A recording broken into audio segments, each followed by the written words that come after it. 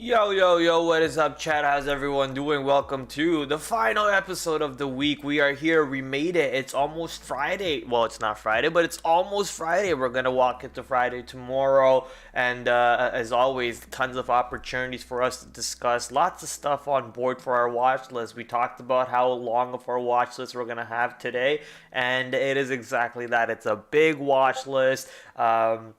How did my trading go today? My trading went pretty damn decent, I guess, to wrap it off. But to start off, my trading didn't actually go that well because I was trading a stock that a firm. I'm not really that familiar with the firm. So I started off by taking some losses, tried to do something that a bunch of my other coworkers were trying to do, trying to emulate what my other coworkers were doing on a firm. Just didn't work out for me. So I said, you know what, let me go do what I know how to do best. And then I started trading some other positions, ended up using those positions to get back to flat on the day, and that kind of helped my month once again. So that was good.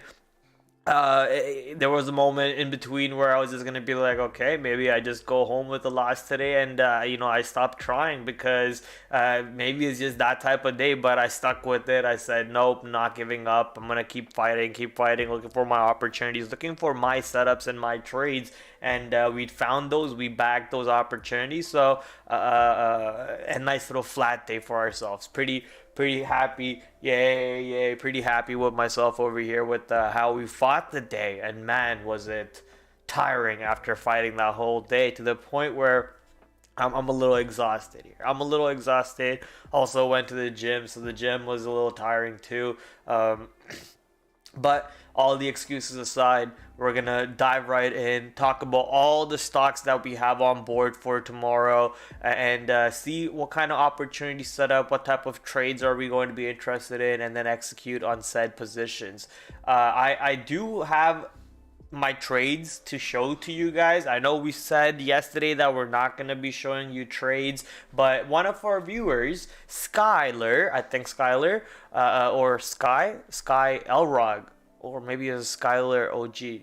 I'm not sure, but either way, Sky came in the chats or the comment section yesterday and said, Prad, maybe include your best and your worst trade and then go to the watch list, which I like that idea. So we're gonna show you obviously my best trade of the day, or two of my best trades of the day, and then my worst trade of the day, which was obviously, like I mentioned, a firm. So let's start off with the firm because this is what I started my day with. I started the day with the firm, took that short near the low of daybreak, and pretty much gave it a decent amount of risk. Figured if the stock was going to stop me out and I was going to be wrong on that idea, this is where I'm wrong.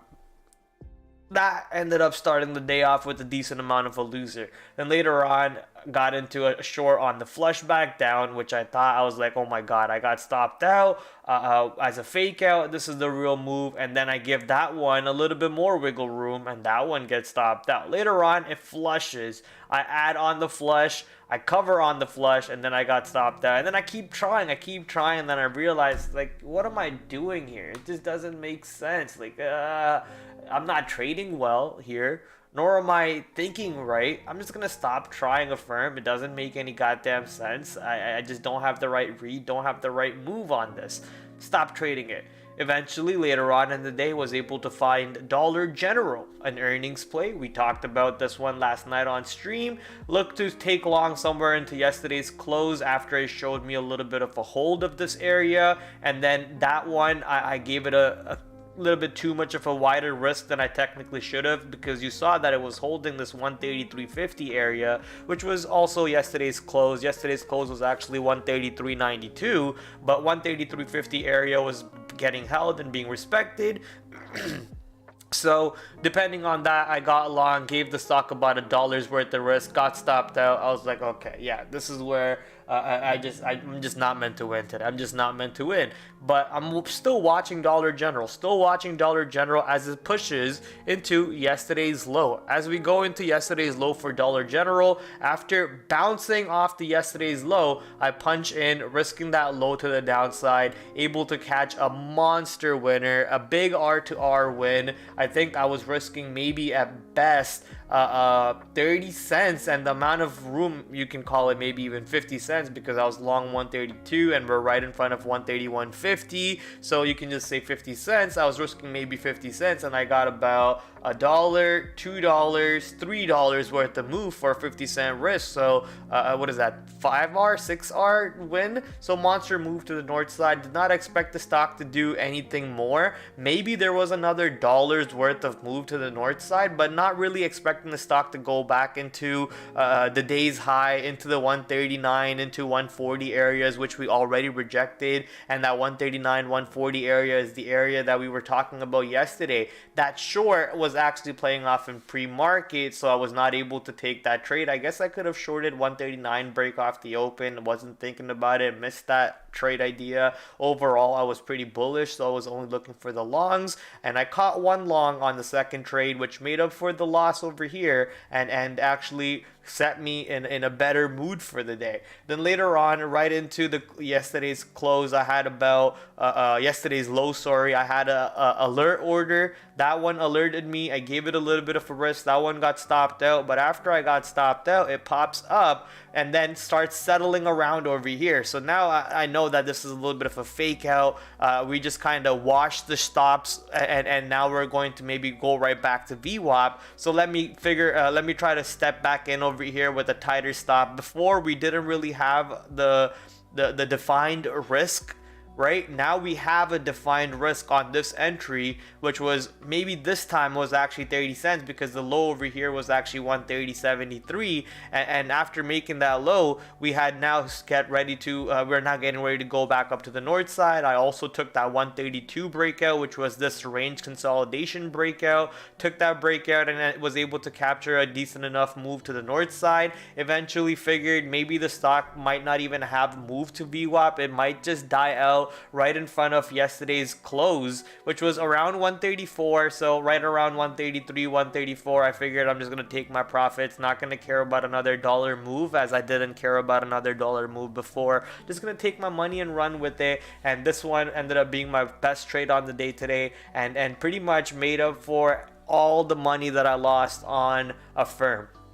SJM over here helped me make a little bit more money and kind of helped me stay on the flat side. There were other trades on the day. I'm just kind of showcasing my best and my worst trades for you guys over here. And SJM helped me make up for a couple other losses on the day. And this was a nice little scalp trade for us. Why is this a scalp? What was the pattern that we trade off of this over here, and how did we trade it? So this basically a bull flag. Looking at the stock, I was just shuffling through this, all my stocks in the watch list at this time of the day, to see if any stocks look perfect. Are they getting ready to get into some sort of a trade setup, maybe some quick scalps to kind of make some profits on the day for ourselves? So that ended up being SJM. We've identified this little range. SJM is now actually near $120. We rejected 120 in off the open. We pushed down, not all the way back to today's VWAP, and then we start pushing right back into 120. So noticing this pattern over here, a nice little bull flag, figured that I could maybe take a quick little entry, give that 50 cents of risk to the downside, and take the breakout. I took that breakout, gave it that risk, took my first exit at the 1R, which is the same width of this range. So it was a 50 cent worth 50 cent width of this range, so 50 cent exit, taking that 1R profit. And then the last few shares that I had, I was just a little lazy. I got a little bored. I said I don't really want to manage this position anymore, I'm gonna punch out. Obviously a big mistake. It was a 2R win, so this is a 2:1 exit for the last few shares, 1:1 exit for the first few shares. But the problem is, if I had managed the stock properly, if I had traded it but much better, I could have juiced a lot more out of the stock, because the stock actually ended up managing going into what, $122. So I could have gotten $2 per share for a 50-cent risk, a much better risk to reward at the end of the day. Need to stop punching out of trades because I'm bored or because I don't want to manage it. Just manage it. Just let the stock get managed by the setups that you have, or the reasons to trade, or the reasons to hold, and so on. So that kind of made me miss out on some extra profits. Overall, nice little flat day for us. Good little fight back. Good little comeback day. We stayed fighting all the way to round 5, and it was a draw. It was a draw. Nobody won. The market makers didn't win. The JP Morgan algos didn't win, and nor did I. I mean, technically, the market makers always win. The JP Morgan algos always win. But when we're comparing them to them versus us, or ourselves, today, they didn't win. Neither did I. I was a draw. So nice little flat day. My throat's so itchy over here. What the hell's going on? Christopher messaged me. Not sure who this is, but I'm guessing.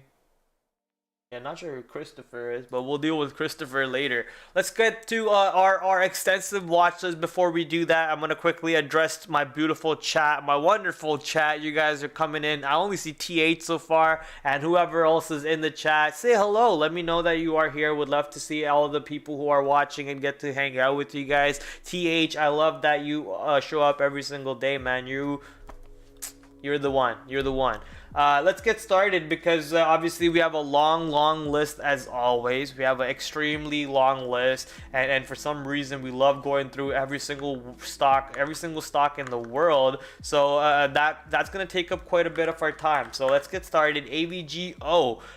First stock, AVGO, Broadcom. Obviously a little bit of an expensive position. It is a $900 stock, so that's going to kind of turn off a lot of people. It's going to turn me off to begin with, but because sometimes you might just have to give the stock $5 worth of room, $3 worth of room, and that's gonna be mentally not okay with me. But if we're gonna have to give it that much of room, it better give us a big enough of reward. If we're giving it $5 worth of room, it might better give us $15 worth of reward. Thankfully, the stock does have a big ATR in it. I'm going to simply go ahead and go to the daily chart here and look at how big of a move this was. That's about $80.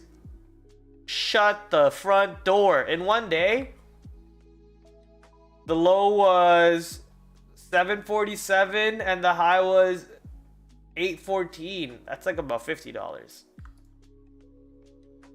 Yeah, that's like about $50-$60, not $80, but that's still pretty damn insane. So my point is, obviously, when the stock is getting active or has reasons to get active, it does bring in a little bit of an extended ATR, which can make some fun trading opportunities for everybody. And tomorrow is that special day. So normally the stock has about a 21.96, let's just say 22, rounded up, a $22 ATR. And obviously, as you guys see right there, on special days like earnings days or any catalyst based days, it brings in a little bit of extended ATR. It could go from 21 to 2 times ATR, so 40, or from 21 to 1.5 ATR. So you could see some fun moves over here. So giving it $5 risk and expecting a $15 reward is not out of hand on this position. Now that we've talked about that expectation on the stock, I'm going to quickly throw some lines on the stock, on the chart for ourselves. We already saw the I'm gonna actually cancel that, do it this way. We already saw the after hour move a little bit. We were able to see that it was a nothing burger move. We did start off by going up, flush down, and then pop back up, basically end in today's high range and end in the after hours, kind of where we closed in the day. So not too much of a move at the end of the day on AVGO, and based on this range that we just mapped out, you can see how the stock is stalling out on the daily chart. We got a solid range. So if the stock actually manages to break out of this range on this positive earnings report, let's take a quick little look at that report. Expected, estimate, beat, estimate, and reported also beat. Very tiny beats though, not big time beats. Keep in mind, Broadcom also recently acquired a company that was taken off the S&P 500 index. I'm trying to remember who they recently bought out. Can't remember who they recently purchased.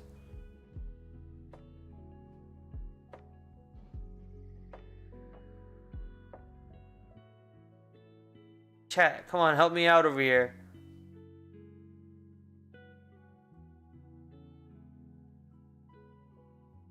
Who did they purchase? I can't remember. No. The Viacom, Broadcom is no, not Viacom. AVGO. I can't remember. I guess it doesn't matter. But yeah, they did purchase another company off the stock market recently, took them off the stock market, and I remember trading that catalyst also on the stock. So looking for some opportunities at the moment on the daily chart. We're seeing a good level to play off of. If we are above that level, then the stock has a good enough room to the north side, all the way back into $1,000, which is currently the all-time high. Let me actually confirm that it is. Yes, it is. And look how beautiful of a level that is on the monthly chart. We are basically playing around the monthly resistance on the stock, and the earnings report did kind of take above it. We kind of see now what could potentially be the top on the stock if we do manage to push up into this price point and see some struggles. Maybe there's some shorts over there that you can pile into, and if we do manage to get above, I guess, this 925 area, then things get a little interesting on the stock, anywhere from 921 to 926, basically. I guess 922 to 926, things get a little interesting. So I'm just gonna mark that up over here, 922 to 926. What is yesterday's high? 924.50.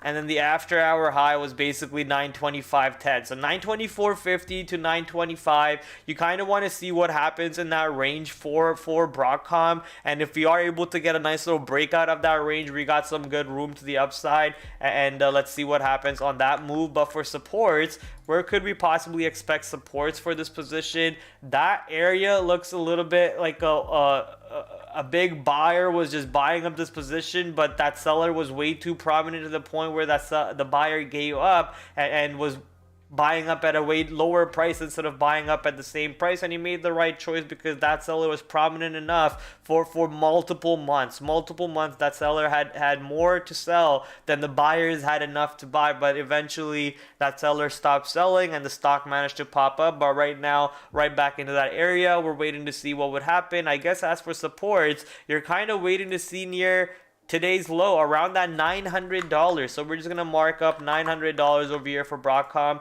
This is going to be on the orange color board for me. It is a little important, but for me to be able to push a lot of size, it will be hard. I will not be able to take tons of size on this. So it'll be that one hit or miss trade. I won't be able to take 2 tries, 3 tries on the stock as I usually like to do on a lot of positions. This is going to be that one entry, give it that big wiggle room of a trade, and if it works, it works. If it doesn't, then I just walk away from it and not try it again. AVGO. So I think for my trade idea, I'm gonna have to come up with a really good trade idea over here, and the first one, obviously, for our notes is going to be if stock is under 925 but ready to open and break out, could take that for a move to the after hour ER high of 940s. If stock is opening above 925s but is not able to hold it on the opening drive, could get short. If stock is holding 900 slash yesterday's low, could get long. Not expecting the stock to go below 900, to be honest. And as for the guidance, which is pretty important to kind of understand where the stock can head over to. Let's go see where the guidance is. Full year 2022 beat. Okay, much higher guidance. Increases quarterly dividend by 14%. Also great news. Mixed earnings, dividends hike. Full year 2024 guidance exceeds estimates. So those are the headlines right there coming in, obviously, from our trusty friend Benzinga. Please go check out the codes down below in the description if you want to go get that amazing software Benzinga that I use to get myself acquainted with all the latest news and so on, and not just news, it also has scanners and all the other fun stuff, so go check them out. Benzinga, Money Mitch, he was looking real dapper today. Money Mitch in a suit for the morning pre-market stuff. Okay, Money Mitch, I see you. But coming back to the market over here, AVGO, don't really expect it to go under 900. All things positive at the end of the day for me. The mixed report, yes, but guidance for the full year up. Boost in dividend. I think people are going to hold on to the stock because of that reason more, at least a little bit longer maybe, and then you're going to maybe see new investors come in if people really do like the stock. It is at a all-time high though. I mean, we're pretty damn near all-time high, so if you're punching in these prices, are you expecting the stock to go to 2,000? I don't know about that. Are you expecting the stock to go to 2,000? Let's go see what AVGO's PE is. Are you kidding me?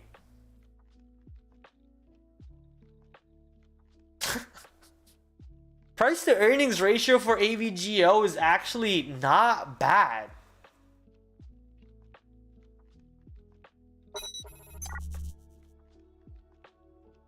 Not bad. Apple is like 31. Tesla is like 50, 78 now. AVGO, that's not bad. That could still bring in investors. How much of insider or institution ownership? 72% institution ownership. And only 3% of it, or 3.4% of it, are institutional transactions. So they just hold on to these shares, sit on it, and do absolutely nothing with it.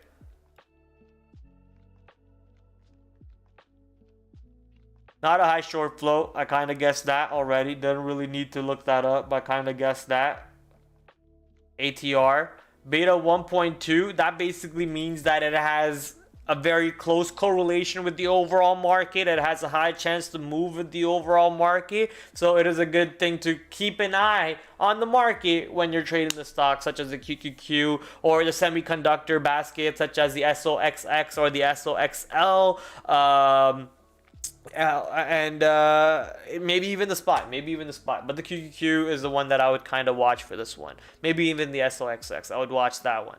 Semiconductor stock, and we have our trade plans kind of mapped out, so excited to see what type of opportunities this position sets us up for tomorrow. AVGO. Next up on board, another heavily priced position, and the Canadian stock for that. So pretty excited for a Canadian stock, and we all love Lululemon, or at least all men love Lululemon the same way they love Victoria's Secret. So let's go see what the earnings report is. I actually have a Lululemon duffel bag that I take to the gym. Let's go. Overall, EPS beat, revenue slightly beat, expecting guidance to also be beat. Not going to look it up right now. Let's go see what the move is. Ooh, the move is actually not the best. They are sold off over here to the downside. Let's go to the 1 minute chart. Yeah, that was a move. But it says earnings started here. I don't know. We're just gonna leave it at that. So Lululemon, clearly to the drop to the downside, found some support around previous levels, around 437.32. Apparently, where does that come in? Let's go to the 1 year chart.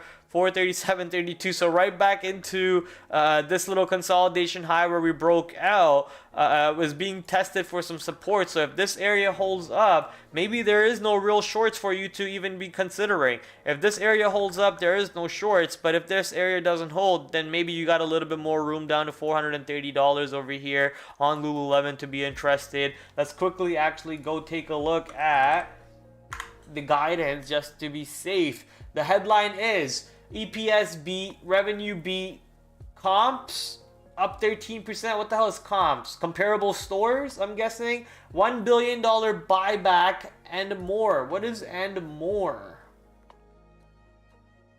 Third quarter revenue increased 19% year over year to 2.2 billion, which beat the consensus estimate. Okay. Company reported quarterly adjusted revenue of 2.53. Yeah, okay, we got that. Increased revenue 12% year over year. International revenues were up 49% year over year. Comparable stores were up sales were up 13% year over year. Store sales were up 9%. Direct to consumer sales 18%. Inventories were down 4%. Lululemon opened 14 company operated stores during the third quarter, bringing the store blah blah blah. This is another strong quarter for Lululemon as innovative products and offerings. Our community activations continued to powerfully resonate with our guests globally. As we enter the holiday season, we are pleased with our early performances and are well positioned to deliver to our guests in the fourth quarter, said Calvin McDonald, CEO of Lululemon. Lululemon sees fourth quarter revenue in the range of this versus the estimate of that. So that's the problem right there. Their fourth quarter revenue estimates are below. Their range is below estimates. That's how you say it, Brad. And the company's full year 2023's numbers, revenues range is that, but I don't see estimates, and they're also showing the EPS, but they're not showing you what the estimate is. So those are the numbers over there. I guess because they're talking about the fourth quarter numbers not being in line with what the estimates are, or at least they're predicting a little bit of a drop compared to what the estimate is, and that's being priced into the market at the moment. However, the overall report is great. The overall report was great. All things were up and up. Let's quickly go check out what Lulu's. Yeah, look at that. That's a pretty high PE, right? If it's in red, that's showing you that it's pretty high. You never want to see a stock with a red PE because that looks like it's not something that you want to invest in. But then there's Tesla, right? But then there is Tesla. However, Lululemon, let's go take a look at the technicals on this position as we were. We had that area mapped out. We were interested in that zone. So let's go right down 437 as some supports. After 437, it's somewhere down over here in 420, honestly, because I don't really want to be looking to see what happens between 420 and 437. I guess there's a little bit of a range over here at 425 that you could be interested in. Maybe if we zoom out over here, look at the 60-minute chart instead.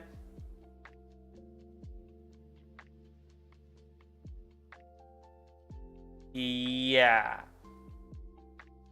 that 427 area looks like something, right? That kind of started this whole move.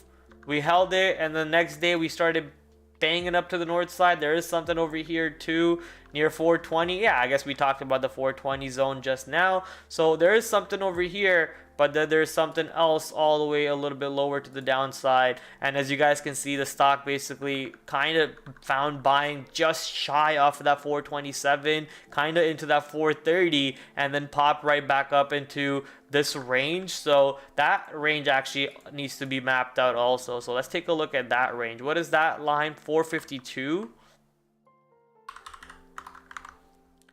452, 437, 427, and then we got 420.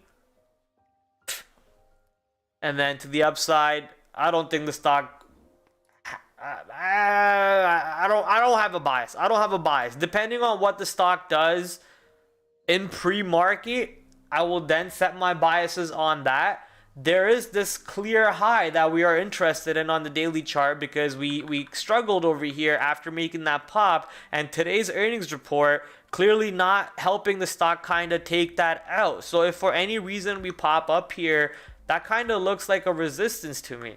So just gonna put that one down there as 467.50.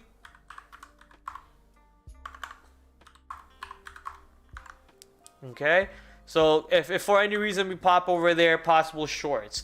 Now as for trade ideas, let's go map them out. If stock is near 467.60s, could look for shorts. If stock is holding 452, no shorts. If stock is not holding 452, no longs. I guess in that case 452 is kind of our inflection point based on what we are seeing right now. If stock is holding 437, could get long, but not holding this means get short for a move to 427 or lower. The stock is not holding 452, no longs.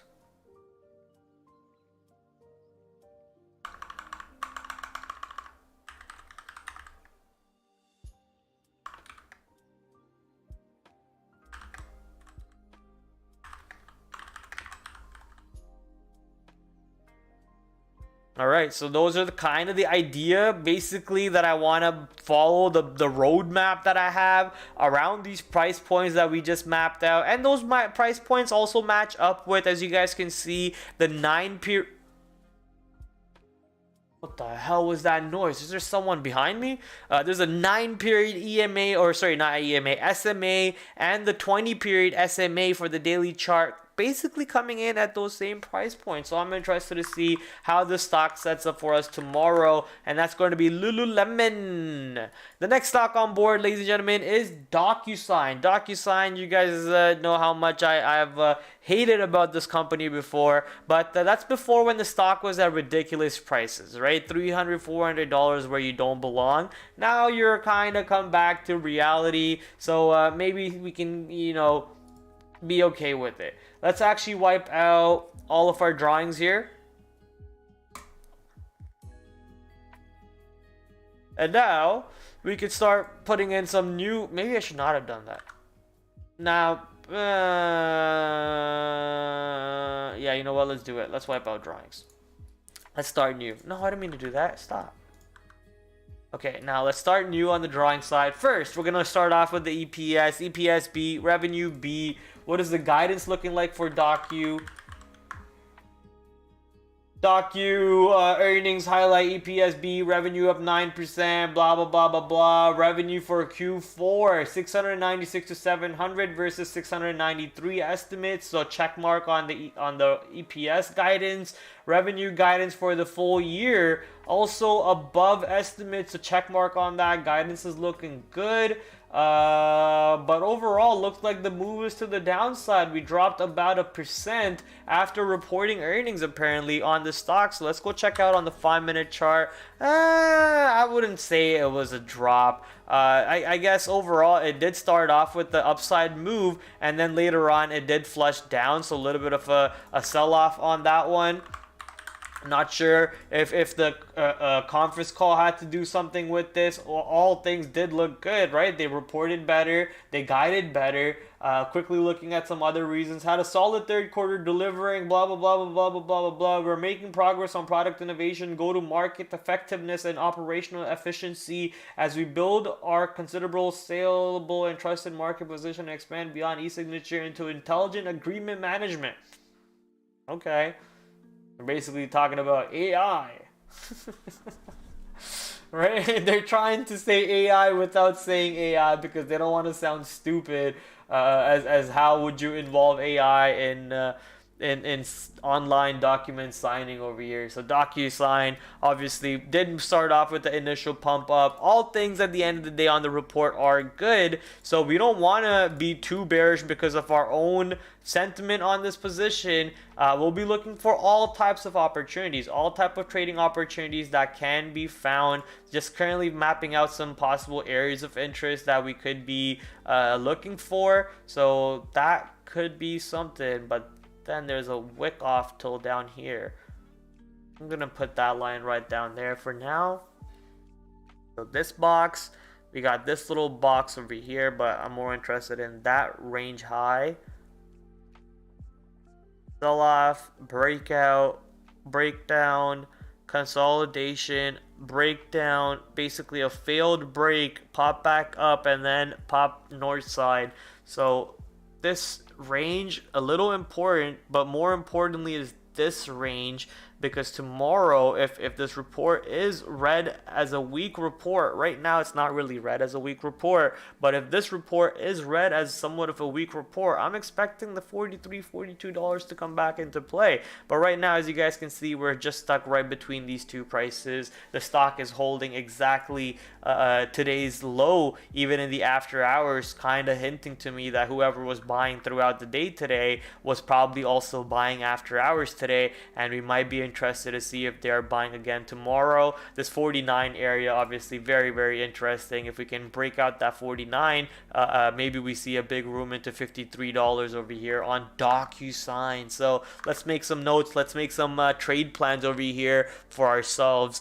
First off, support, that clean hold of this 46.50, 46.60 gives us a support area. The next support after that will be 44, and then after that will be 42.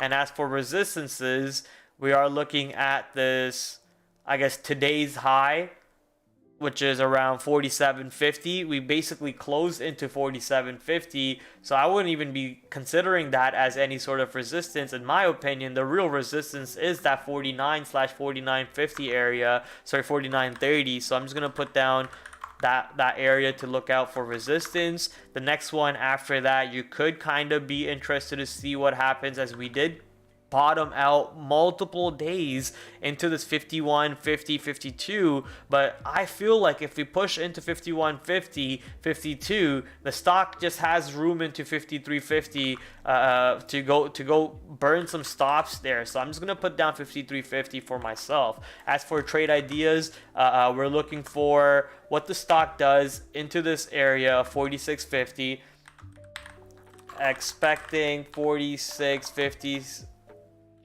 to be held. If held, get long. If not holding,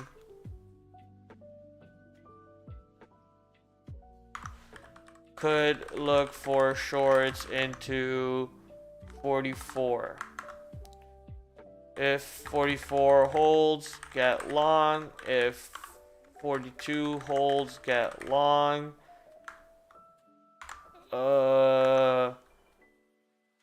If 42 isn't, 42 holds, get long, but fails, wait for 42 to try longs, could get short for a move to 42, then flip. That's for the short side. And as for the long side, we basically are looking for the longs on the hold of 46.50 for the move up to the north side, and then for the another trade for the long side, if stock grinds into 50 and looks like a flag breakout, could take the break here. Okay, grinding.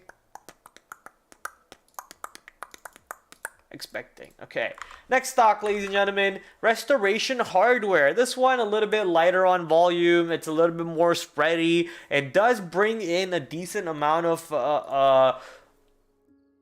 ATR, especially on earnings day, so maybe you can find a little bit cleaner trade if you are interested in making that sweet dollar, not wanting to risk a lot of money. For example, AVGO, right? You don't want to risk $5-6 per share.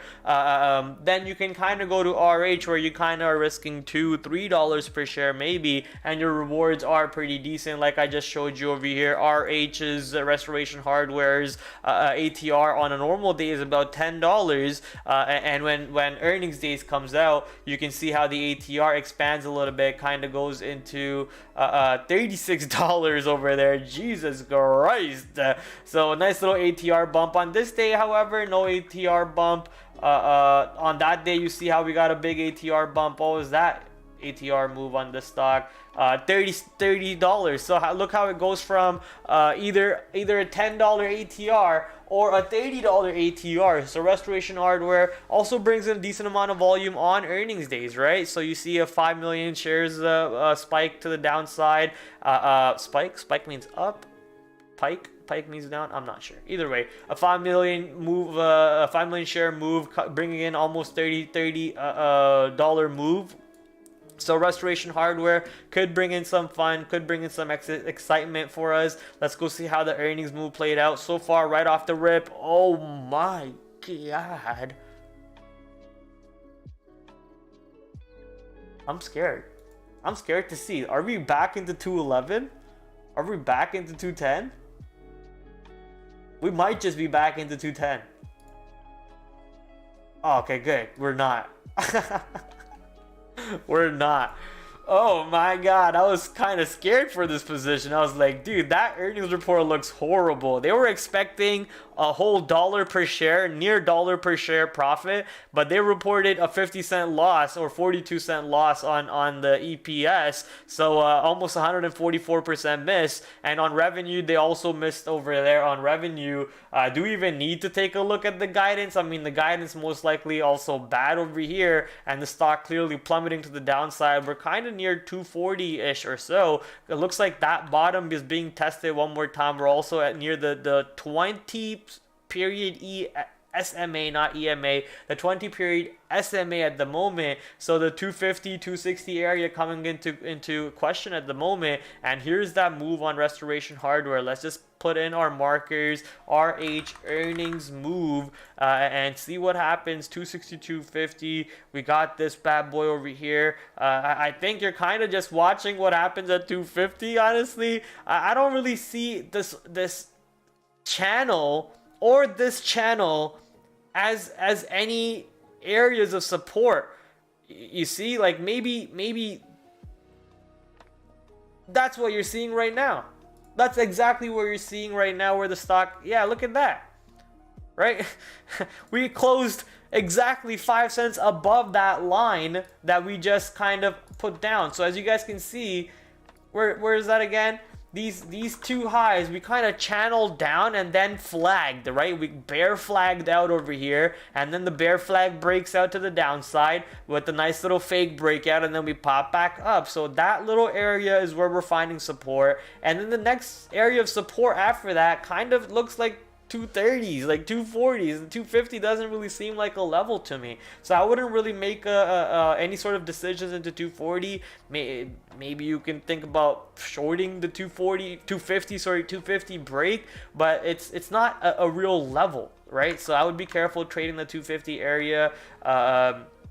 If there is a good pattern to short 250, maybe you could short 250 for a move into 240. So that is something to keep an eye out for. Right now, we are going to put down this 255.60. It's not really a support, even though it's holding it right now. It's more of an inflection point. 255.50 area, in my opinion, this area is actually going to end up being a resistance, and we're going to probably have to use this area to get short off of somehow off the open. If we are already above this area off the open, then that kind of negates our short thesis. We might have to wait a lot higher for the stock to go up before we get short, and if the stock is already under this price point, then you're kind of just waiting for pops to kind of get short on any sort of good pattern system or any good bear flag, double top, inverse head and shoulders, cup and handles, or maybe not cup and handle, but inverse cup and handle, or frowny faces, as our friend Michael Noss calls them. So you're looking for any good given pattern to kind of get an entry off of, and then use that to either scale into your trade or manage your trade off after that. So this 255.50, we're kind of mapped that out. After that, we're interested in this 236.50. After that, we got 227, and after that we got 210. So as for notes, I can't even type.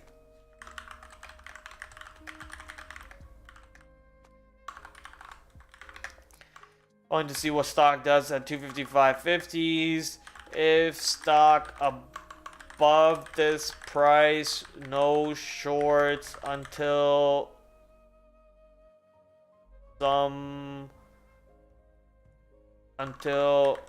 capitulation at the top. Expecting stock to just break below 250 and go. So maybe monkey that break, but be careful.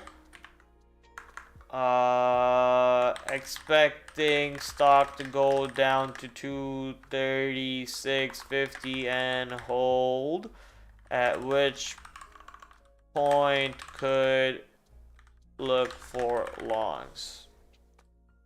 Those are the trade ideas for Restoration Hardware, and we're only down 4 stocks through our whole watch list, and look how long of a watch list we have. The crazy part is, I don't even know if I'm going into trade tomorrow. I actually don't even know if I'm going into trade tomorrow. That's the crazy part, because tomorrow, as you guys can see the thumbnail at the moment, the thumbnail is me face swap with Daniel Negreanu. I thought I saved the picture. I guess not. Yeah, me face swap with Daniel Negreanu, who's a Canadian poker legend. It's because tomorrow at the head office, where the greatest YouTube show ever is held, they're going to be holding a poker game. So I'm going to go over there and play some good poker with my good old friends and see what type of good income I can steal from those guys, because I can't make it in trading, because I can't win in trading. I'm going to go steal it in poker from those guys. I'm thonking. Okay, let's get back to trading. However, AMD Dizzle for shizzle, my nizzle. Hey baby, I love this stock. You guys know how much I love AMD. One of the biggest carry components of my long-term portfolio. Now marching straight up back to the north side, and a big move up. They announced some sort of a chip, some chip that's going to blow out of the water or something. Blow out of the water, and obviously that catalyst brought in a lot of buying action for AMD. What a big move today. So now the question is, does the stock have any sort of a day 2 play for us to kind of lean on and then use that for any trades and so on? So AMD, big move today. We have this little bit of a choppy tops into 130 to 131 to 133 area, where the stock could find some resistances. You could look for a short off of that fail breaks of these areas. But if the stock is holding above here and getting ready to burst out of that, then maybe there's some longs over there to get into. AMD was looking a little scary, but now finally holding that 115, 116 monster move right back up to the north side through this 125, and now basically closing at the high of the range today. The high of the range is the high today 128.68, closing at 128.37. Pretty monster move on AMD. I mean, no words. I think we might just have to kind of revamp some of these levels. Some of these levels are pretty old. At least the lines that I have are pretty old, and I'm just gonna look at new areas of interest, especially with my new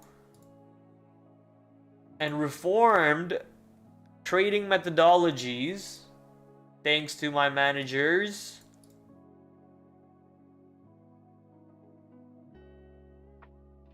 Looking for new points of interest that could be areas where we could find a trade.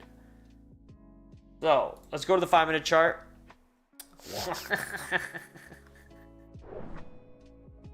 Come on, chat.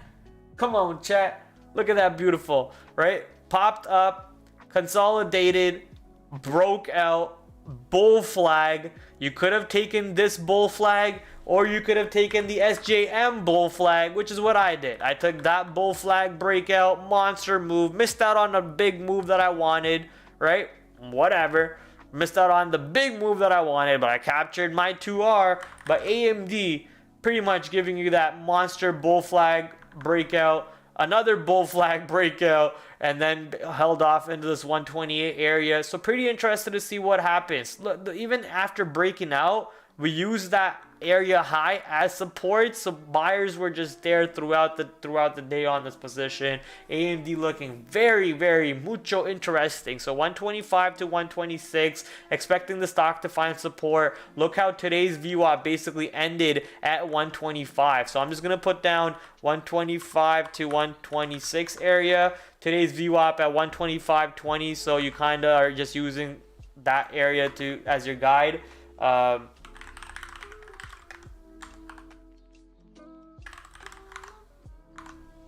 125.20 guide for your supports. Today's high around, what was that again? 128.60. So that'll be your first resistance. I'm not typing, I love it. That'll be your first resistance.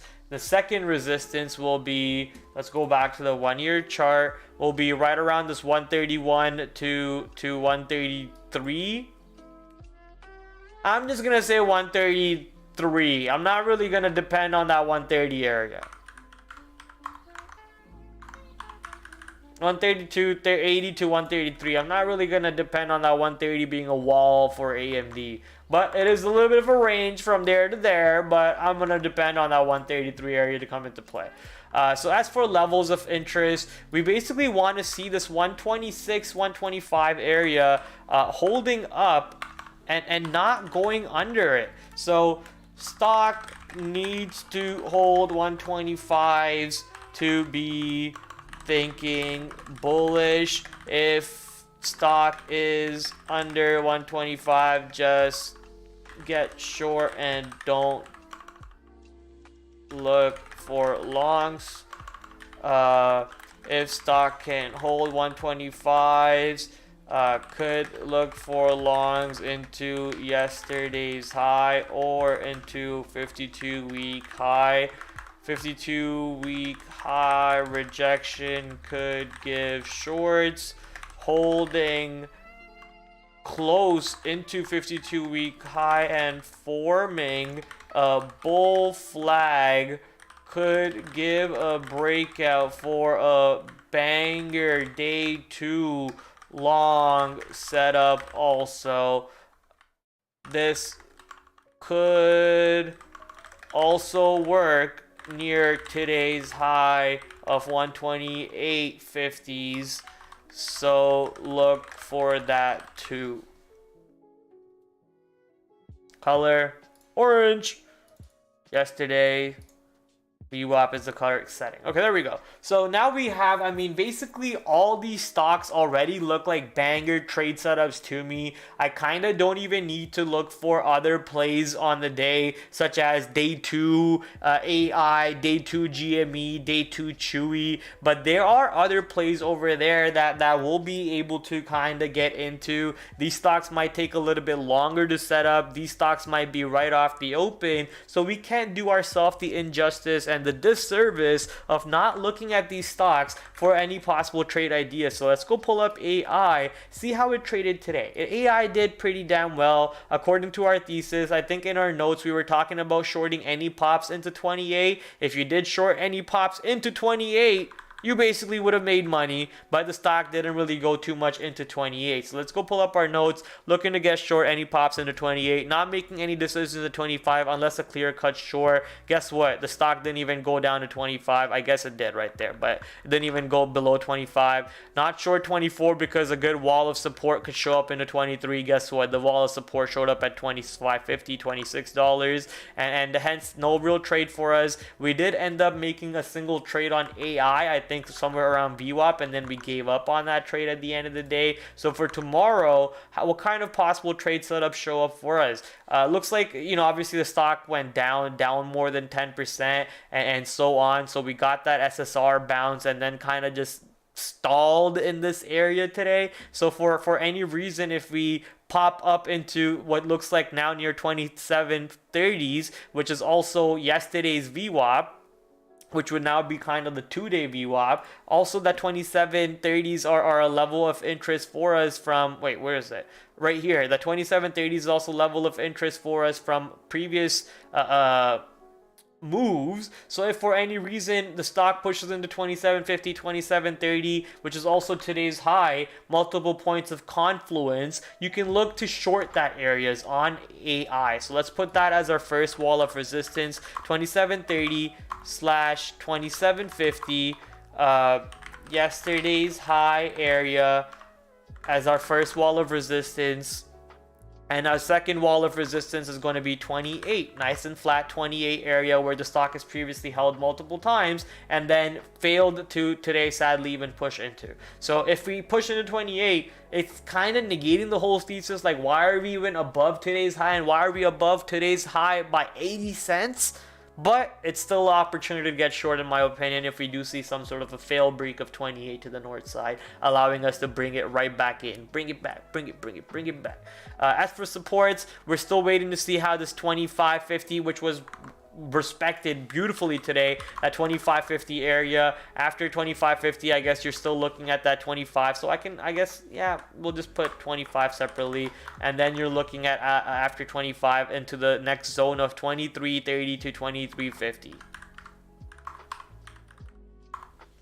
So those are the zones over there you kind of want to keep your eyes out at. As for trade ideas, like we just mentioned, expecting stock to maybe pull back and set up for a short near yesterday's high of 27.30 / 27.50. Stock could also go to 28 and then set up for short. So just watch the stock instead of blinding yesterday's high and then trade the pattern. Okay, as for the short side, if it does pop up into the 27 to 28 area, as for what to do into the 25.50s, kind of don't really want to be making a decision into 25 / 25.50. In my opinion, you want to make a decision under 25. So don't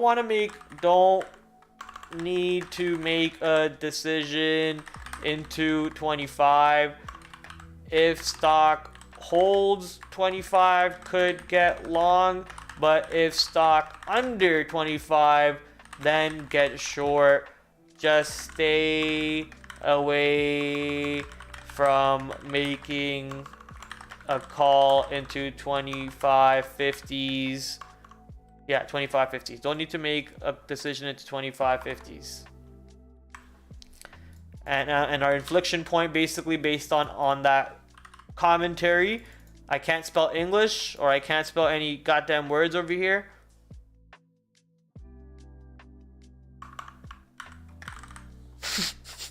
If I can't spell it, I'm just gonna use a different word.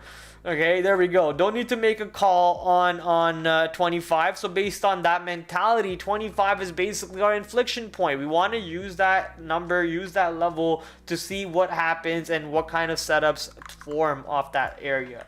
Next level, baby, or next stock, ladies and gentlemen, is GME. What a monster reversal on GME. We were clowning on this position yesterday. GME, though, wow, basically held our level from yesterday that we were mapping out. Look at that.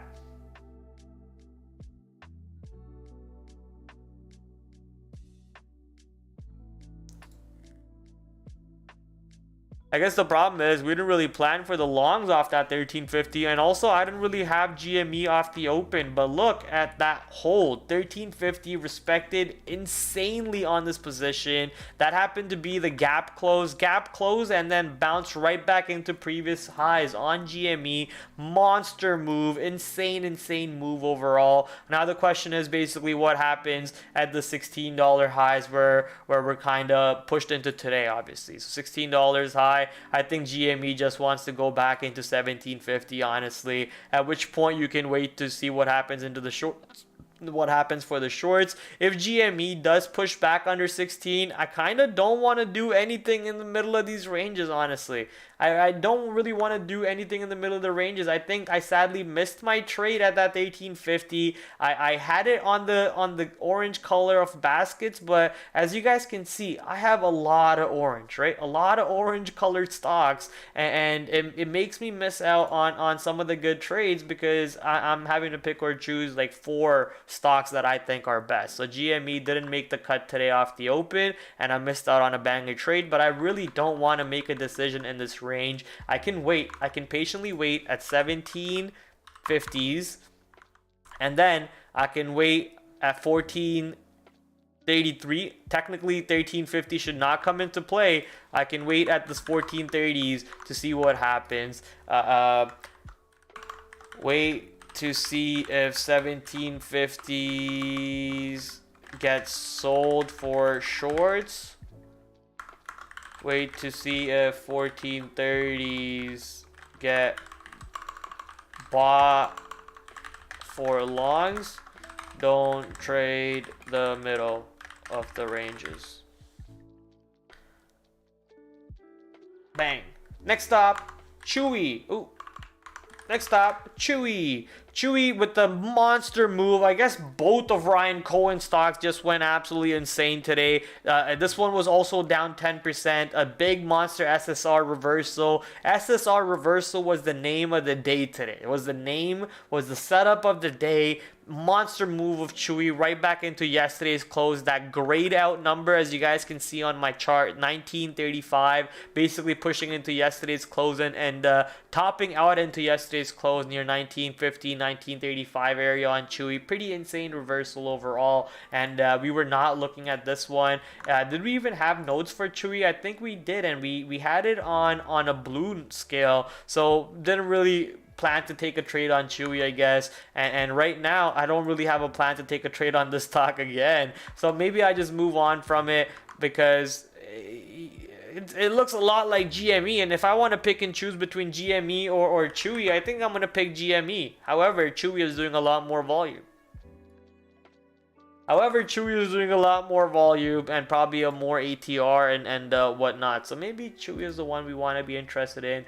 That area right here, though, on Chewy looks a little interesting. I don't think we go into that area. I think we see a rejection coming into $20. You know what? Let's just prepare for it a little bit. $20 on Chewy. That's the only area I'm basically interested. Besides that, I don't really give a shit. If 20 can reject, get short, but if stock is above 20 and holding, get long. Not interested in other levels. Maybe a day 2/day 3 play shows up, and if it does, we can execute on that. Charge point. This one, another SSR reversal, and actually managed to get a little bit above that range consolidation high. So now the question is, if we do have any pullbacks on charge point, do we hold up at 2020, or are we getting back under 2020 on the stock? And that's basically the only level you're kind of watching, 2020 to even today's high of what, 2030. So you're watching these two price points, 2020 to 2030 on the stock. If stock cannot hold the R pointed to the left, then get short. If holding, get long. It's that simple, and I think this one actually belongs in color orange, a lot more important than Chewy or GME. I think this one will give you a monster move to the north side as a day 2 SSR. Maybe not a monster, expect a little bit of a move to the north side, but still a clean R2R win where you probably are not risking as much and you end up getting a lot more than you were risking. So I'm interested, and if it does pull right back under to the downside of 2020s, then you have a good move right back into $2 for maybe risking a couple pennies. and if it does go back under 2, you have a little bit of bigger room back under 2 all the way into $1.80 or so. Charge point, obviously negative earnings report, and today's move just looks like a little bit of SSR, some profit taking from shorts, maybe some new longs entering for some reason who might step out tomorrow if it goes back down. So you want to be a little careful if you are a long on this position, and if you are short, maybe you have some fun tomorrow. So be careful on either direction, but look for those trading opportunities. Dollar General gave us those trades today. My dog is going crazy because I clapped. Or is someone home? It's pretty damn late for anyone to come home right now. Oh, someone is home.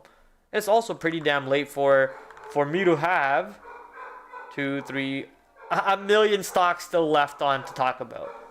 So let's kind of speed run through these, because some of these stocks are basically already mapped out. We already traded them. We already know what we want to do with these. So most of these stocks most likely will be stuck in the inside day ranges because they already announced earnings. So as for the levels of interest, it's pretty easy. We're looking at today's low / yesterday's low coming back into play, kind of that 130. Dollar General also very weak off the earnings report. Expected that stock to go higher, but we were ready to short those 130, 140, 139, 140 areas. So as for resistance on Dollar General, that 139 / 140 comes right back into watch. As for supports, yesterday's bottom did get held, so maybe we are looking at that 132 area a little bit, but it's basically 130 to 132, so a nice little $2 area that you might want to be interested in to see how the stock does. If we are under 130, then that opens up some room to the downside. If stock cannot hold 130s, then no longs. If stock is into 140s, could look for shorts on a fail to get above. And those are the only two basic trade ideas I kind of want to trade on the stock. Don't really want to do anything in the middle over here, to be honest. Maybe yesterday's high, not yesterday's high. Yesterday's high will be basically today's high, which was kind of like, what, 139? So if we are into 139, then we already have a trade idea. And if we're into today's low, we already have a trade idea. So those are the only two things I kind of want to do over here on Dollar General. Next stock up, Dollar Tree. It's actually going to be removed from the watch list because Dollar Tree was just there as a sympathy trade for Dollar General, and obviously it did not do what we wanted it to do. I thought this would push up into the north side like Dollar General and then flush, but it just started flushing already because Dollar General flushed. So if we have a trade for a day 2 trade, we're going to go directly to the stock with the day 2 catalyst in it, not the sympathy trade. So Dollar Tree gets removed over here, and that saves us some time. Going on to the next stock on board, MongoDB, MDB. So MongoDB still doing some fun stuff and actually holding up in ranges that we mapped out. I want to quickly go see if in my notes we kind of had that area. Expecting stock to break yesterday's low. It did. Low, and going to support and trap shorts and reclaim yesterday's low. It did. Big brain. Reclaim yesterday's low. If this happens, could start long into the support and add on the reclamation of yesterday's lows. Okay, for the longs. If stock clearly weak under 384.50, could think for more shorts. Clearly weak. Look for rejects of 400 to get short. We never really got there. So like, I basically had all the plans for you guys, right? Look for yesterday's low. Look for this to get hold. Reclamation of yesterday's low. Yesterday's low get reclaimed. Kind of, we popped up and then we just teetered around this area. That's a pretty good hold of this purple range, honestly. Purple rain. That's a pretty damn good hold if you ask me. So if we go back to the 1-year chart, I'm interested in that zone. What is that price? 386 to 384.50. 386 through 384.50. As for resistance, we're basically looking at today's high right into 395 to 397. I'm just gonna put 397, make my life easier. 397. Short pops into 397. Is it 397? Yeah, 397. if stock cannot hold 384.50. Is that today's low? 383. 384.50s could look for shorts. 383, 384.50, 386. That's a little bit of a, craziness, wide ranges. Obviously, the stock is now on day 3 of a play. It's not really day 2. Day 1, day 2, day 3. Day 3 could bring a little bit more room, but we need to see that range low breaking, which is basically that 284.50 and today's low 383. 383, 384.50. Muito bueno. Next stock on board, Toll Brothers, a stock that barely does any damn volume to begin with. So, I was looking at this stock today, but it was very much like yesterday, just boring, slowly trickling up. It did give you longs, it did give you those trades. Just not interested in looking for a trade on this one because there's going to be so many other trades for us to possibly be interested for. And the same thing with play. So we're going to get rid of 2 useless stocks for ourselves. However, let's take a quick little look at play to see what the chart looks like. Yeah, look, inside day, not really doing anything. However, damn it, we're going to probably have to put play right back on the watch list here, chat. Damn it. We're going to put play right back on the watch list because I like what it looks like over there, especially if it pushes into those price points. So let me just throw in an alert.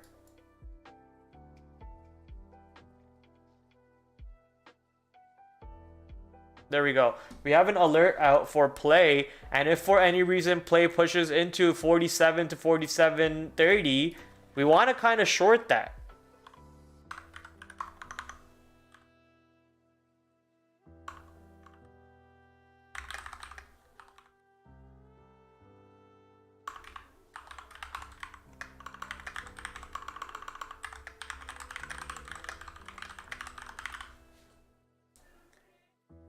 This one, since we have to wait a little bit, in my opinion, play doesn't really have that big of an ATR. Yesterday's ATR was ridiculous.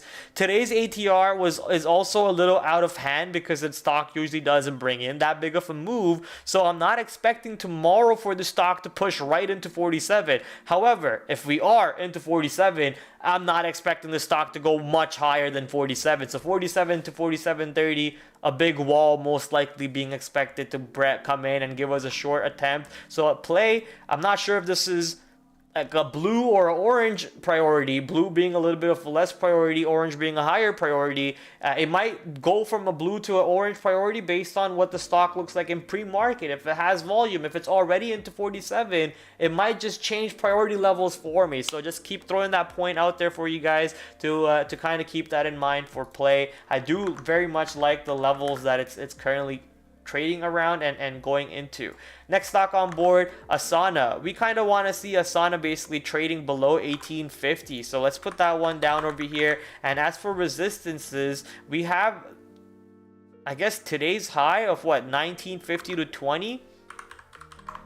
20 to look for. But basically, stock should not hold 1850. If stock is holding, then stay away from short bias and maybe just get long for a move into 20s.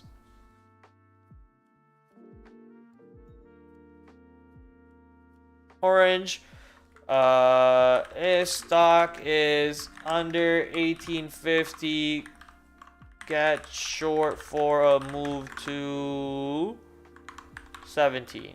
That's only a 50-cent move for like a goddamn.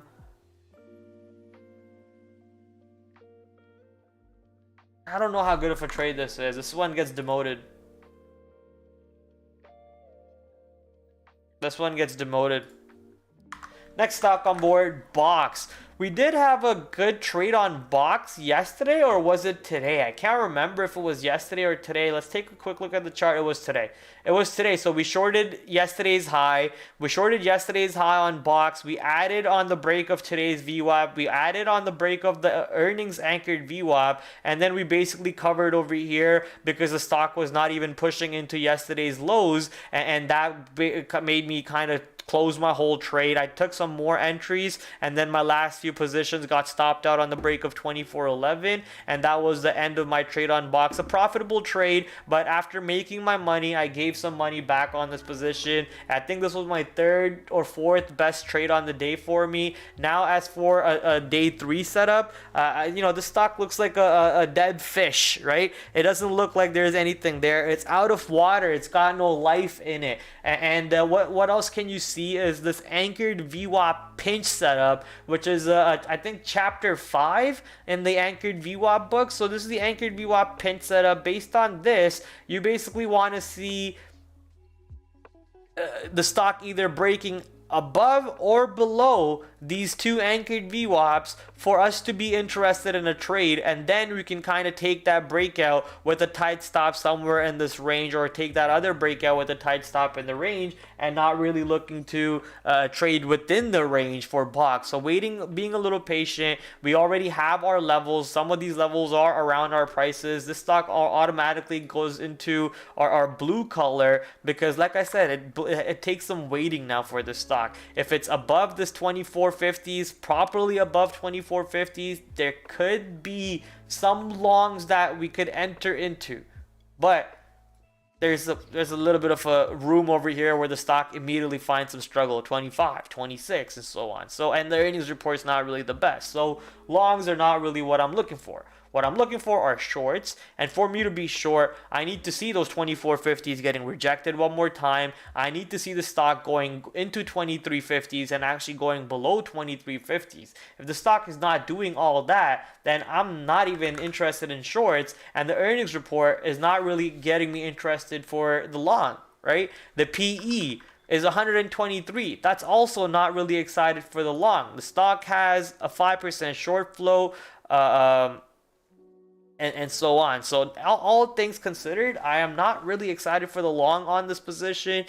Maybe if we're holding 2350, you could get a long. Maybe if we're above 2450 and holding above 2450, you could get a long, but I'm not interested.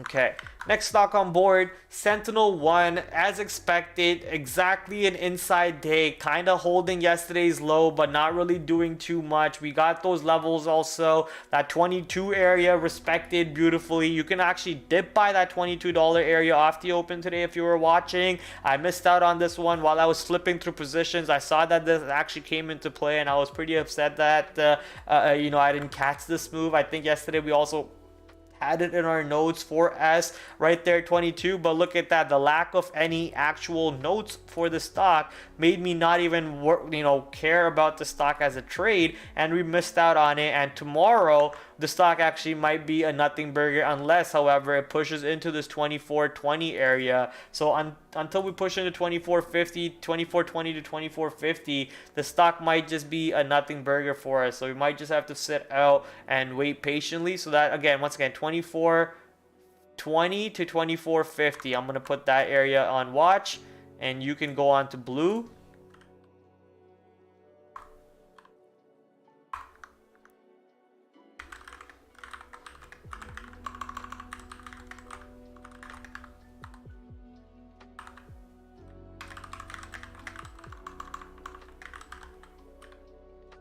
And for supports, we still got that 22.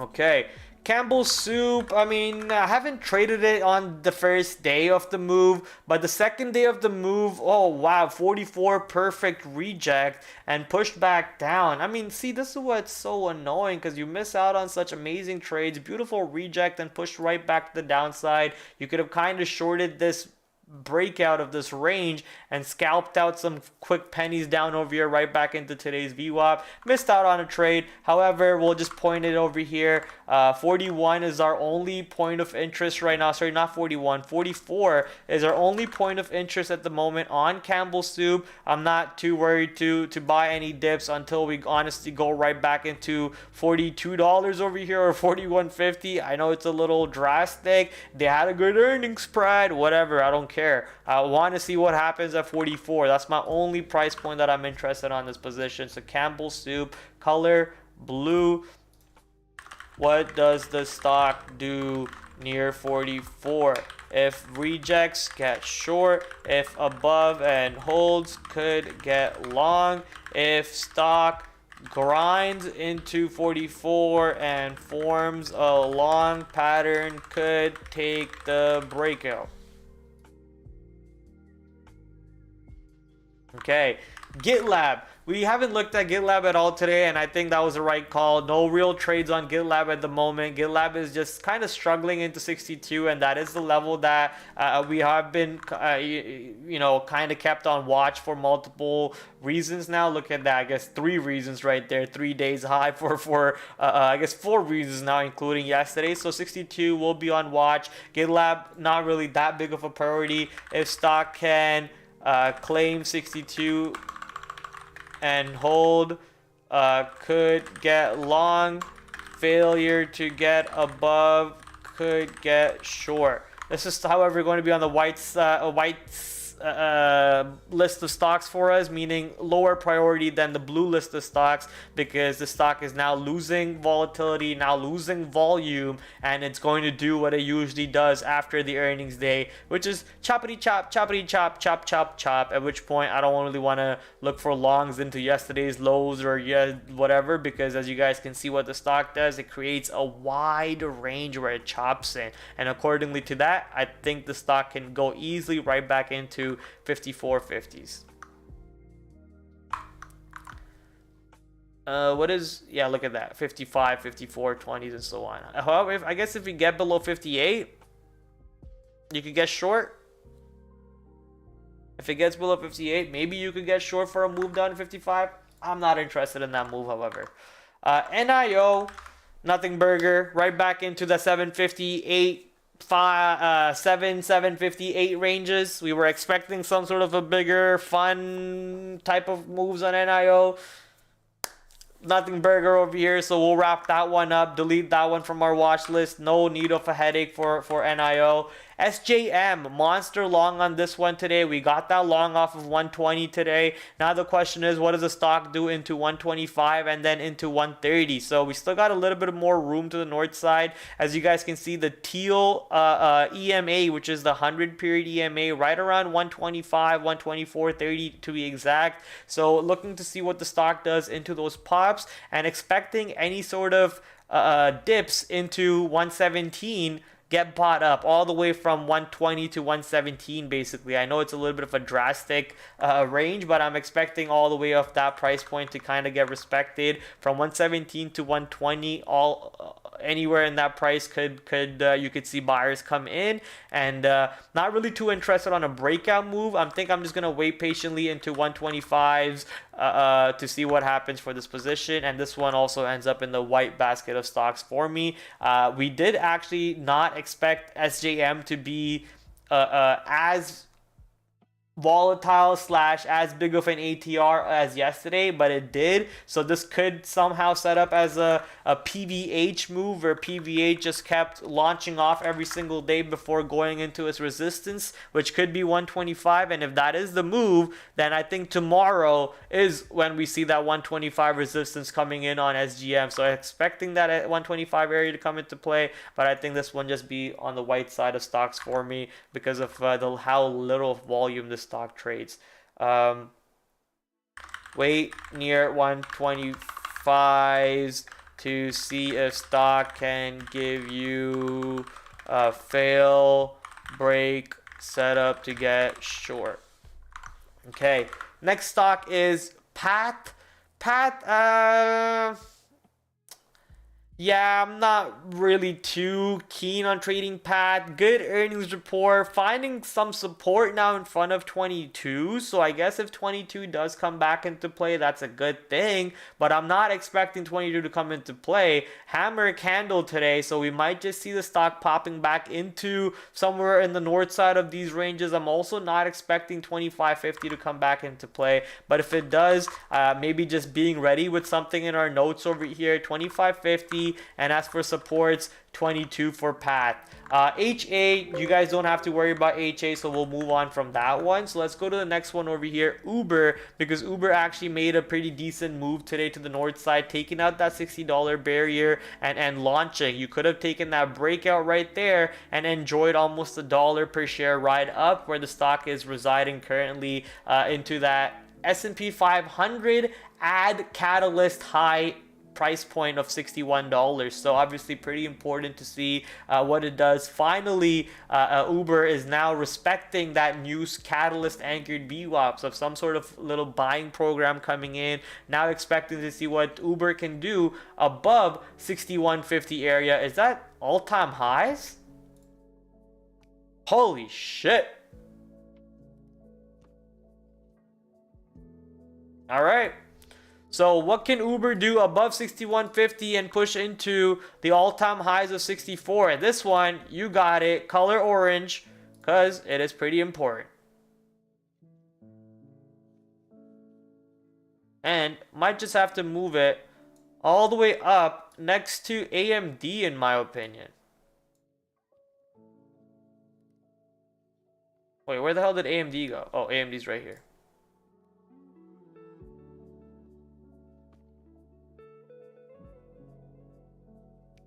Hello? Why am I struggling with this?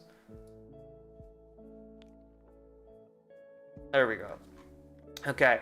Pat, blah, blah, blah, blah. We kind of wrote down the notes. Uber, that's where we were. We were at Uber. So Uber 61.50. And for support, we're kind of not really caring to look for any real support on the way down. I'm only interested on the breakout moves to the north side right now. 61.50. And then the all-time high of 64. Expecting stock to open above 60. And if so, the bullish play is still on. The stock technically should not go under 60 if it is trading near it.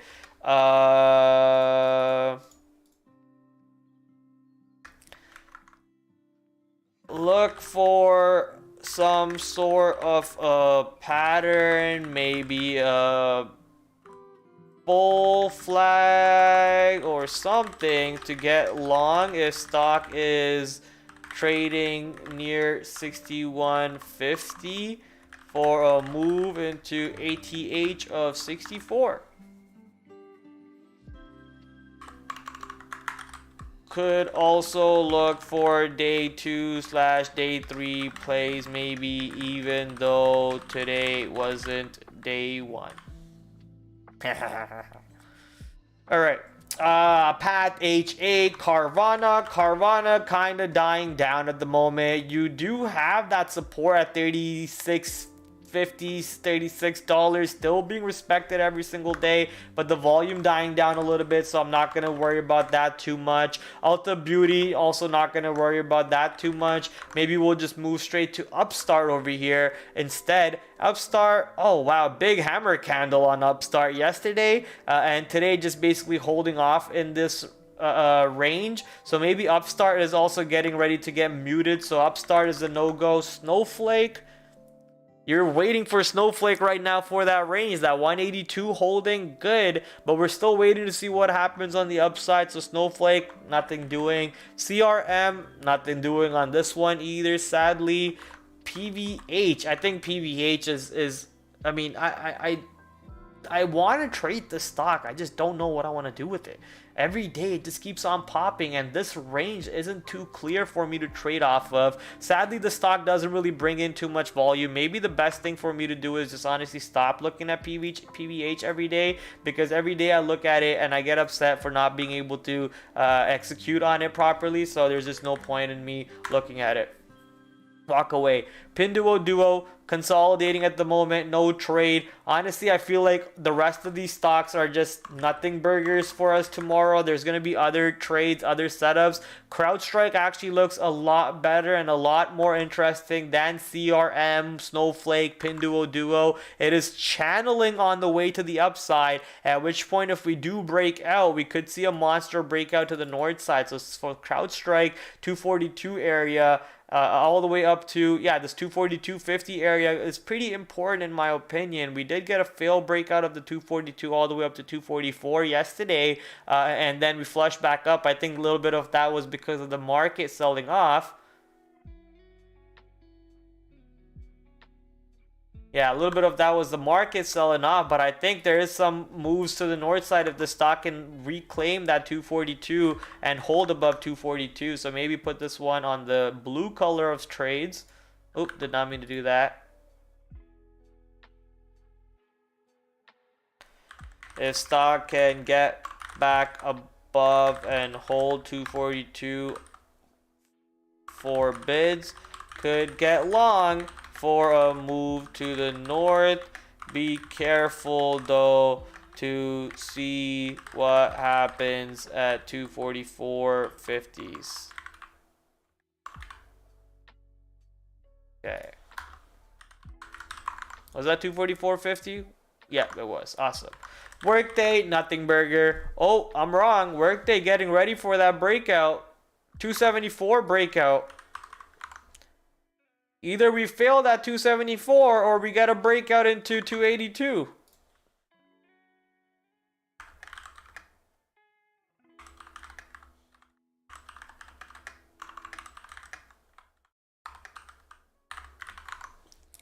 Workday does decent volume.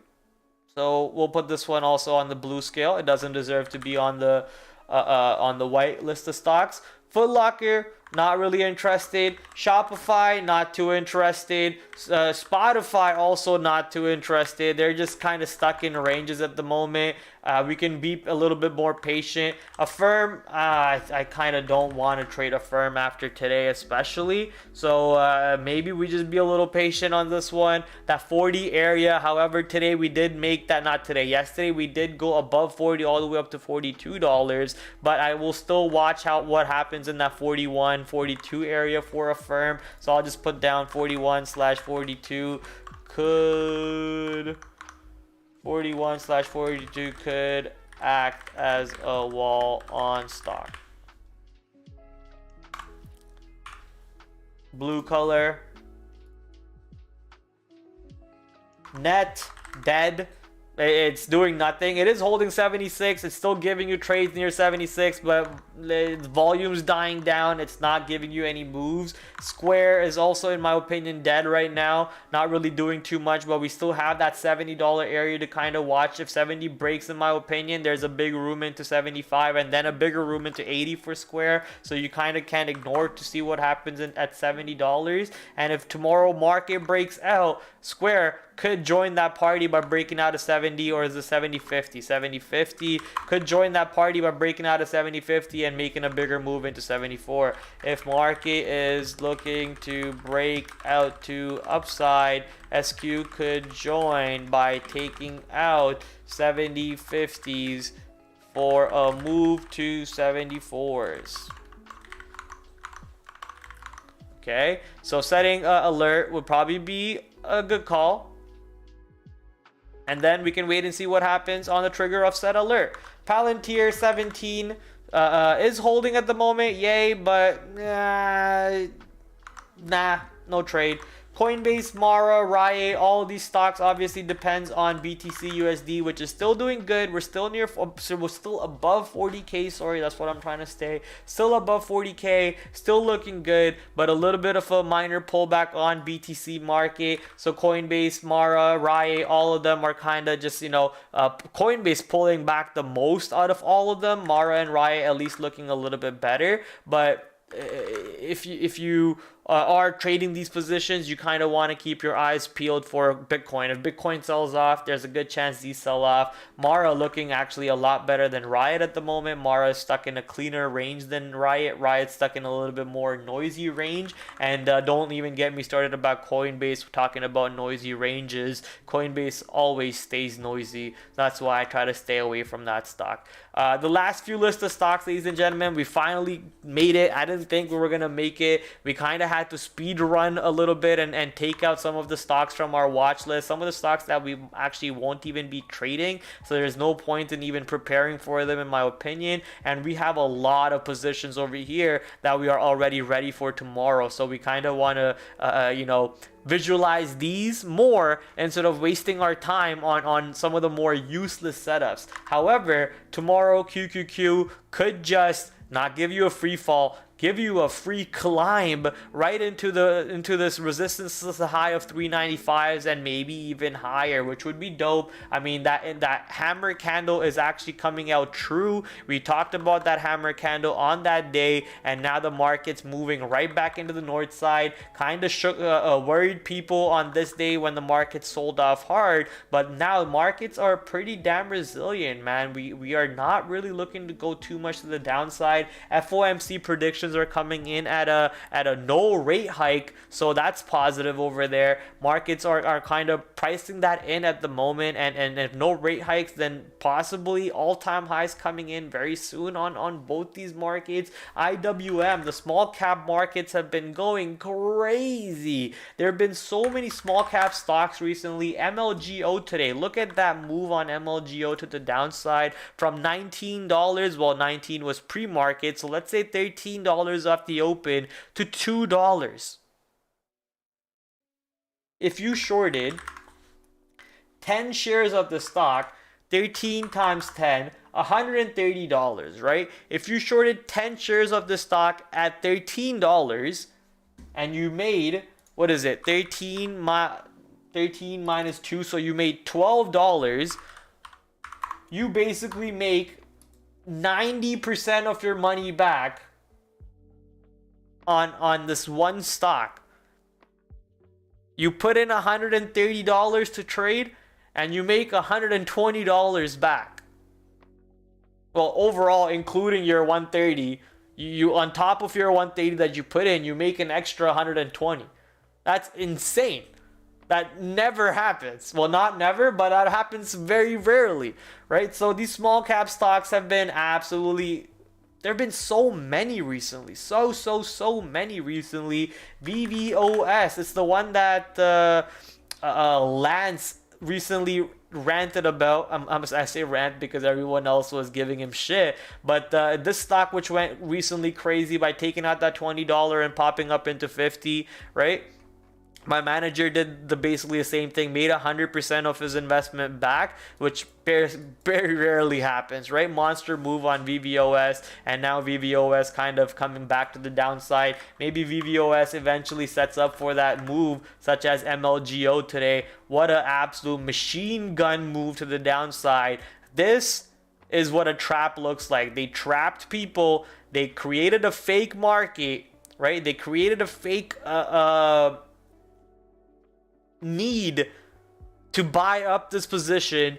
Everyone and their grandma on Reddit, all these idiots on Reddit who think they're gods at trading, probably buying some guy's bullshit and sucking up these shares for that person. And when that person decides to offload on them, or when that market maker decides to offload on all the FOMO punchers, every idiot who punched long thinking that this stock is going to $1,000 just got dumped on all the way back into $2 where the stock deserves to be at.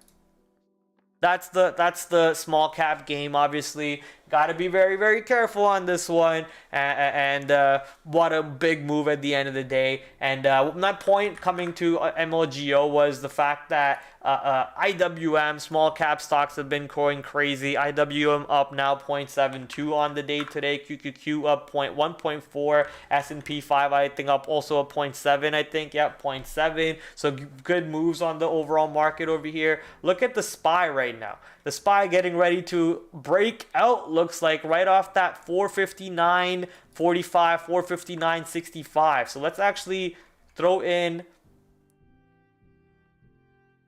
insert one above,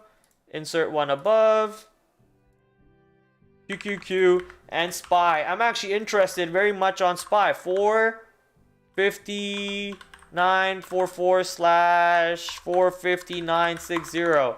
If SPY can take out R and hold above, could get long, and reject of this area could get short. As for QQQ, it's a little bit more choppier than the SPY, because the SPY was like a lot more crispy in my opinion. See how this one goes about $1 from 393 to 394. It's a little bit more choppier. So in my opinion, if you want to wait for the QQQ failed reject, you kind of just want to wait near 394. If it doesn't happen at 394, then you kind of don't have a trade. If the QQQ market is already pulling back from 394 and the SPY is near this range, isn't the SPY the better trade for you than the QQQ? So that's my idea over there. So I kind of putting these ones also on the watch list for myself, the S&P 500 and the QQQ basket, coloring them in a different color because I am pretty interested to see what happens over there. Okay, so that's the overall market. Something that could make or break the market tomorrow, which will be the economic calendar. Let's go take a look at that. Hourly average earnings coming in at 8:30. I'll tell you my hourly average earnings, $0. God damn it. I'm going broke, chat. I need money. So please, hit that like, hit that subscribe. I'm going broke. I need money. Maybe I need to make a Patreon so you guys could support me so I could afford a pizza slice and afford to even go into my workplace and just, lose money every single day. No, I'm joking. I'm actually profitable on this month, chat. And I was profitable last month too. Let's go! All right. Average hourly earnings, average early hours. What am I trying to do here? Oh yeah, my brain just farted.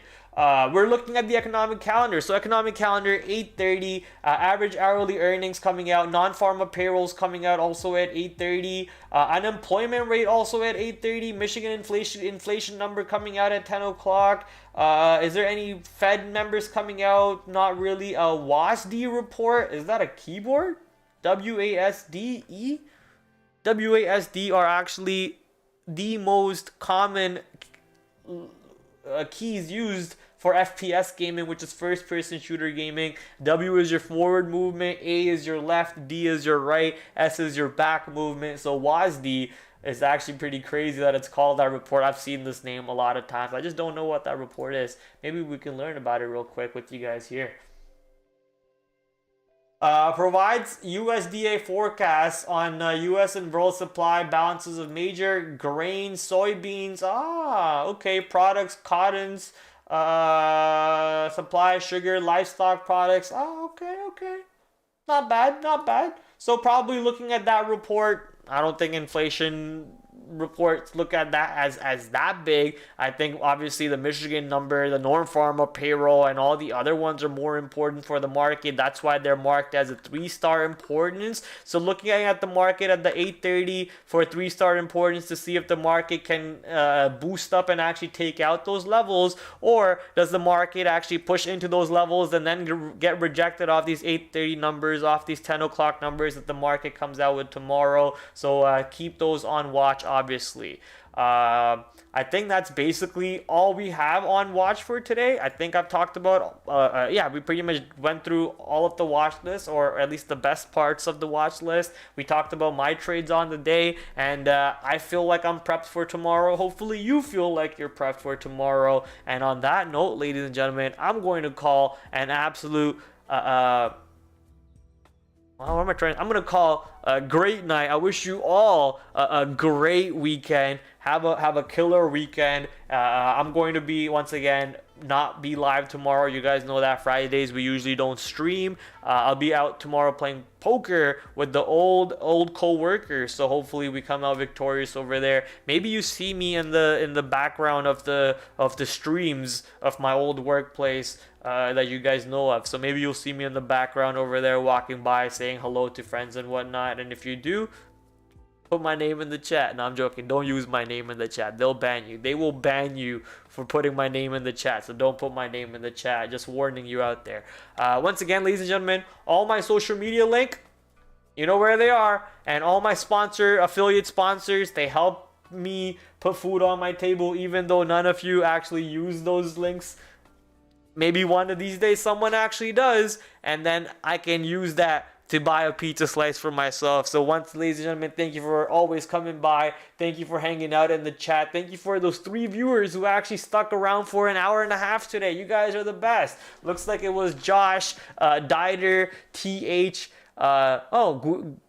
Maurice was here. Maxi Jr. was here. What's up, guys? Okay. I see some more people were here, but a little bit of a lower view rate stream today. That's fine. We'll keep building on it. Hopefully you guys have more people to hang out with in the chat, and hopefully I have more people to hang out with in the chat. Until then, ladies and gentlemen, come back Monday, 8 o'clock, same time, same place. Love hanging out with you guys. Good night.